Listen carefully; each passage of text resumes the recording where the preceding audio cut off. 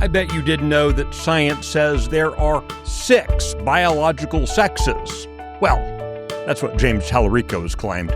This is Friday, May 29th, 2026. Texas Scorecard presents the day's first news for the Lone Star State.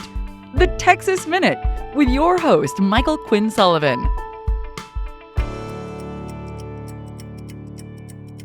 Well, thanks for starting the end of your week with the Texas Minute. If you enjoy the Texas Minute and find it useful, please give us a rating, leave a review, or just share the show with your friends and family.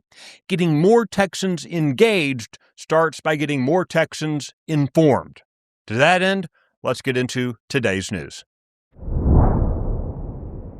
After cruising to the Democrat nomination for the U.S. Senate back in March, State Representative James Talarico now appears focused on a new challenge. That is, convincing general election voters he isn't the progressive acolyte he styled himself to be as a member of the Texas House. Republicans are framing the effort as a, quote, moderate media makeover ahead of what's expected to become the most expensive Senate race in U.S. history.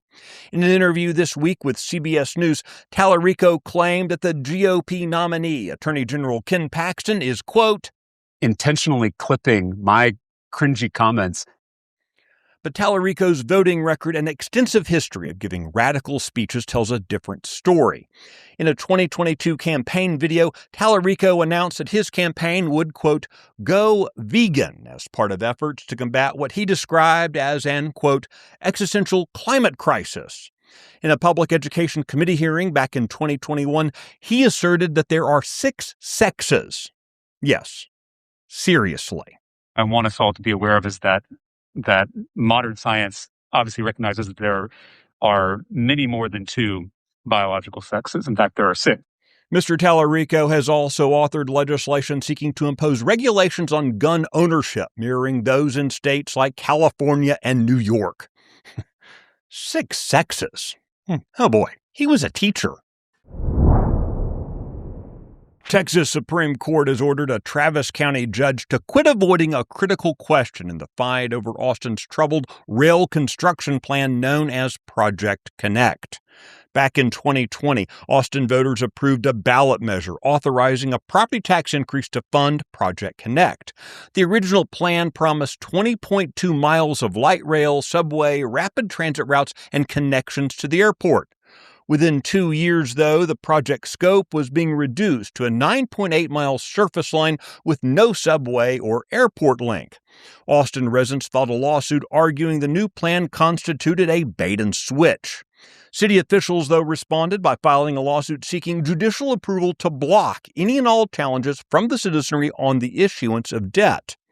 The Office of the Attorney General intervened on behalf of the citizens, but a Democrat judge in Travis County refused to rule on jurisdictional issues over the issuance of that debt.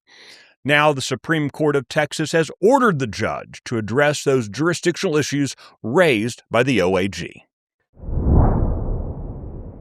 The recently acquired Silver Lake Ranch in the Hill Country is set to become a new state park. Located between Uvalde and Rock Springs, the Silver Lake Ranch encompasses almost 54,000 acres. When it opens, it will be the second largest state park in Texas. It's worth noting here that the first new state park in 25 years just opened in March. That is the Palo Pinto Mountain State Park. The Texas Minute will be right back. News and analysis on what's happening in Texas. End your day with daily headlines from Texas Scorecard. Every day at 5 p.m., join me, Brandon Waltons, as we recap the biggest stories of the day and talk about why they matter to you. From the state capitol to town hall, there's no shortage of events happening. Keep up with it all.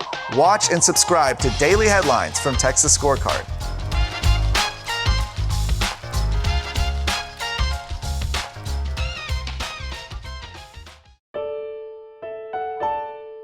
A committee of local governments in Arath and Somerville counties questioned Encore representatives this week about the potential impacts of proposed extra high voltage lines, raising concerns about the role ESG has played in the project.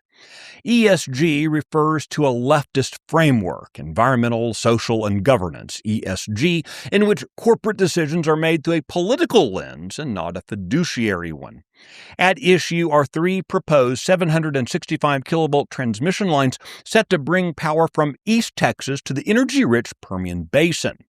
Critics argue that what had been a targeted fix for a specific region has expanded into a much broader transmission build-out with minimal public input.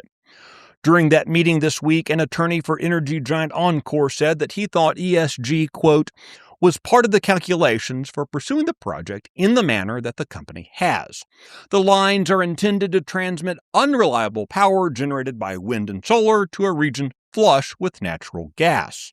Concerns about the magnitude of the project have been spreading, with more than 24 state lawmakers calling for it to be paused.